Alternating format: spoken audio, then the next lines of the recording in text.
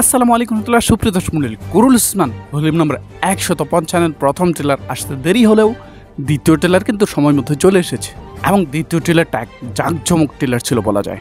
দ্বিতীয় ট্রেলার দেখার পরে বেশ কিছু প্রশ্ন অটোমেটিক দর্শকদের মনে চলে এসেছে। এর মধ্যে ইমরান তেগিন কি আসলেই মারা যাবে কিনা, সেই সাথে কনুরবের মতিগতিও কোন দিকে যাচ্ছে সেটা নিয়ে অনেকে কনফিউশনে আছেন, সেই সাথে নতুন চরিত্র এসেছে।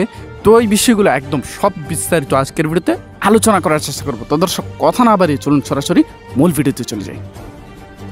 সুপ্রিয় সমল্লী, কুরুল ইসমান ভলিউম নম্বর 155 দ্বিতীয় ট্রেলার একদম প্রথমে দেখতে পাচ্ছি ওসমান বে লাফিয়ে তীর মারছেন কার দিকে, বেঞ্জামিনের দিকে, এবং বেঞ্জামিন মারা যাচ্ছেন এই তীরের মাধ্যমেই, সেটা অনেকটা নিশ্চিত। এই সিনটা হচ্ছে উচবাজারের।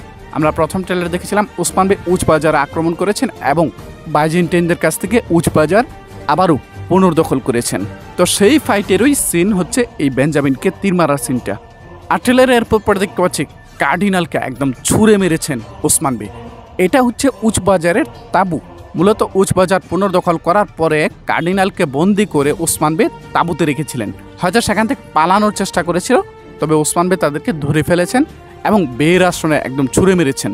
আর এখানে ওসমান বে সেটাই বলছেন যেটা তিনি গত কয়েক ভলিউম যাবৎ করছেন, যে ক্রুসেডারদেরকে ক্রুসেড শুরু হওয়ার আগেই ধ্বংস করে দিয়েছেন তিনি। তো দর্শক, ট্রেলারে এরপর আমরা দেখতে পাচ্ছি মালুন আতুন বসতি নারীদের প্রশংসা করতেছেন। বসতি নারীরা বসতিতে কঠিন ঘাম জড়িয়ে যাচ্ছেন। মালুন আতুন খুব শীঘ্রই বিদায় নেবেন, তবে সেটা আগামী 155 যে সেটা কিন্তু বলা যাচ্ছে না, হয়তো আরও 2-1 ভলিউম থাকবে। আমরা যতটুকু আপডেট পেয়েছি যে মালুন আতুন বিদায় নেওয়ার জন্য প্রস্তুত হচ্ছেন, তার সিনটাকে ওইভাবেই ক্রিয়েট করার চেষ্টা করা হচ্ছে, তার স্টোরি লাইন ওই দিকেই নিয়ে যাওয়া হচ্ছে। দর্শক, ট্রেলারে এরপর আমরা করছি মেহমেদ এবং গঞ্জা হাতুন তারা তর্কাতর্কিতে লিপ্ত রয়েছেন। ঘটনা কি সেটা তো আপনারা জানেনই। আলাউদ্দিন বেকে ছাড়া অন্য কাউকেই বিয়ে করবেন না গঞ্জা হাতুন, সেটাই কিন্তু বলছেন গঞ্জা হাতুন। কিন্তু মেহমেদ বের কথা আমি এটার অনুমতি দিব না। এর মানে ফলাফল যেটা আমি বলতেছিলাম সেটাই হচ্ছে যে মেহমেদ বে গঞ্জা হাতুনকে ধরে গার্মিয়ানুল ভূমিতে নিয়ে যাবেন। আর এইভাবেই কিন্তু আলাউদ্দিন বে এবং গঞ্জা হাতুনের সম্পর্কটা শেষ হতে যাচ্ছে। যেহেতু অলরেডি ওসমান বে বালা হাতুন তার আলাউদ্দিন বেকে মানা করে দিয়েছেন গঞ্জা হাতুনের সাথে সম্পর্ক রাখতে, সেহেতু এই সম্পর্কের আর কোনো ভবিষ্যৎ নেই সেটা তো একদম প্রথম থেকে বলে এসেছি। কিন্তু তারা বারবার সম্পর্কটাকে এমনভাবে টেনে নিয়ে এসেছেন যে দর্শকরা সবাই ভাবছে যে হয়তো বা কিছু একটা হতে পারে, কিন্তু না, কাহিনী ওইদিকে যাচ্ছে না, কাহিনী যাচ্ছে বিচ্ছেদের দিকে। তো যাই হোক, ট্রেলারের পরে দেখতে হচ্ছে ওরহান বে এবং এলসিম হাতুন তারা মাটিতে শুয়ে রয়েছে। এখানে তারা বাইজেন্টাইনদের সাথে ফাইট করতেছে। তবে একটা জিনিস লক্ষণীয় যে ওরহান বে এলসিম হাতুনের পাশে কিন্তু 2 জন বাইজেন্টাইন পোশাকধারী রয়েছেন, যারা কিনা ওরহান বের পক্ষে কাজ করছেন। আমার কাছে যতটুকু হচ্ছে ওরহান বে এলসিম হাতুন তারা এই বাইজেন্টাইন সৈন্যদেরকে মেরে তারা বাইজেন্টাইন সৈন্যদের পোশাক ব্যবহার করবেন। বাইজেন্টাইন সৈন্যদের পোশাক ব্যবহার করে এখানে আমরা একটা গাড়ি দেখতে পাচ্ছি, এই গাড়িতে করে বারুদ দিয়ে যাবেন কোথায়, আত্রানুসে। তো সেখানে কি হবে না হবে সেটা আমরা বিস্তারিত আরেকটু পরে আলোচনা করব। ট্রেলারে আমরা এরপর পরে দেখতে পাচ্ছি হলোফেরা রয়েছেন দুর্গে।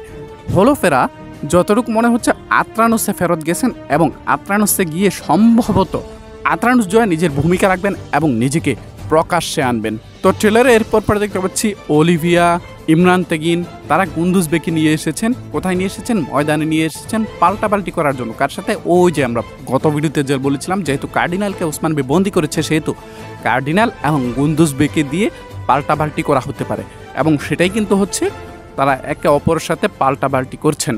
তো এখানে তেমন কোনো ঘটনা ঘটবে না, জাস্ট পাল্টাপাল্টি হবে, এরপরে 2 দল 2 দিকে চলে যাবে। পবিত্র মাহে রমজান উপলক্ষে মোল্লাবাজার অনলাইন শপের প্রায় প্রতিটা পণ্যে চলছে বিশাল মূল্য ছাড়। স্ক্রিন দ্বারা আমরা যোগাযোগ করে বাংলাদেশের যে কোনো প্রান্ত থেকে একদম ঘরে বসে 100% বিশ্বস্ততার সাথে পণ্যগুলো কিনতে পারেন। দর্শক, ট্রেলার এরপর দেখতে পাচ্ছি আত্রানুস দুর্গে ব্রাস্ট হচ্ছে। এই বারুদের গাড়িটা সম্ভবত ওই যে বলেছিলাম ওরহান এবং এলসিম তারা নিয়ে এসেছে, এবং ওসমান বে তার আলপ্রা বাহিরে থাকবে। বারুদ ব্রাস্ট হওয়ার পরে হয়তোবা ওরহান বে ফটক খুলে দেবেন, আর এর মাধ্যমে ওসমান বে আর তার আলপ্রা আত্রানুস দুর্গে প্রবেশ করবে। তবে এখানে আরও একটা বিষয় রয়েছে, মূল ফটক না খুলেও কিন্তু ওসমান বে তার আলপ্রা আত্রানুস দুর্গে প্রবেশ করতে পারবে, কারণ ইতিমধ্যে তারা গোপন পথ সম্পর্কে জেনে গিয়েছেন। আর তাই গোপন পথ ব্যবহার করেও কিন্তু ওসমান বে আর তার আলপ্রা আত্রানুস দুর্গে প্রবেশ করতে যাচ্ছেন। এর মানে কোনো প্রকার অবরোধ ছাড়াই আত্রানুস দুর্গে আক্রমণ হতে যাচ্ছে। তো ট্রেলারে এরপর পরে দেখতে পাচ্ছি আমাদের বহুল প্রত্যাশিত একটি সিন, ইমরান তেগিনের গলায় ধনুক ধরেছেন ওসমান বে। এটা আতরানুসের ফাইটের শেষের সিন। এখন প্রশ্ন, ইমরান তেগিন আসলে বাঁচবে না মারা যাবে?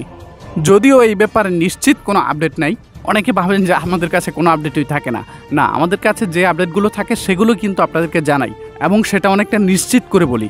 আর যেগুলো থাকে না সেগুলো আমরা একদম মেনশন করি, বলি যে এ বিষয়ে আমাদের হাতে কোনো আপডেট নেই। তবে আপডেট না থাকলেও আমাদের প্রেডিকশন হচ্ছে ইমরান তেগিন আগামী 155 নম্বর ভলিউমে কুরুল ওসমান থেকে বিদায় নিতে যাচ্ছেন। ইমরান তেগিন এমন জায়গায় ফেসেছেন, এখান থেকে বের হওয়ার কোনো ক্লু, কোনো স্কুপ, কোনো কিছুই কিন্তু দেখতে পাচ্ছি না। যার কারণে আমরা ধরে নিচ্ছি আগামী 155 নম্বর ভলিউমে ইমরান তেগিন বিদায় নিতে যাচ্ছে। তো দর্শক, ট্রেলারে এরপর পরে দেখতে পাচ্ছি কনুর বে নতুন চরিত্রের সাথে দাঁড়িয়ে রয়েছেন। এই নতুন চরিত্রটা কেউ কেউ বলতেছে চেনা চেনা লাগতেছে, পরিচিত মনে হচ্ছে। যারা দেস্তান সিরিজ দেখেছেন তাদের কাছে পরিচিত মনে হবে অবশ্যই, কারণ তিনি দেস্তান সিরিজে আক্কিজের পিতার চরিত্রে অভিনয় করেছেন। তবে তিনি কুরুল ওসমানে ঠিক কী চরিত্রে অভিনয় করতেছেন, কোন নামের চরিত্রে অভিনয় করতেছেন সেটা এখনও আমরা নিশ্চিত হতে পারিনি। কেউ কেউ আকচাকোচা বলতেছেন, কিন্তু আকচাকোচা হবে বলে আমার মনে হচ্ছে না। কারণ আকচাকোচাবের চরিত্রটা যদি এন্ট্রি করেই বুঝদাক, অবশ্যই বড় সড় একদম ধুমধাম করে এন্ট্রি করা উচিত। তো সে আকচাকোচা হবে বলে আমার মনে হচ্ছে না। আর যেহেতু প্রথম ট্রেলার জেনেছি যে তিনি সেলজুক সাম্রাজ্যের অভিজ্ঞ সেনাপতি, পুরান সেনাপতি, তো এখানে আমরা কনুরবের সাথে তার আলাপচারিতা দেখতে পাচ্ছি। তো এখানে কনুরবে বলতেছেন যে আমরা আরও সৈন্য নিয়ে, আরও অস্ত্র নিয়ে শক্তিশালী হয়ে ফেরত আসবো। আমরা আপাতত ম্যাকেজি দুর্গে যাব, অর্থাৎ ওসমান বের নেক্সট টার্গেট হতে পারে ম্যাকেজি দুর্গ। তবে সেই দুর্গ যদি কনুরবে নিজে নিজে একাই জয় করে ফেলেন, তাতেও কিন্তু আশ্চর্য হব না। দ্বিতীয় ট্রেলার দেখার পরে অনেকেই কনফিউশনে পড়ে গেছেন যে আসলেই কনুরবে ওসমান বের সাথে কোনো পরিকল্পনাই নেই, অর্থাৎ এতদিন যা ঘটেছে গত 2 ভলিউম যাবৎ এগুলো বাস্তবেই ছিল।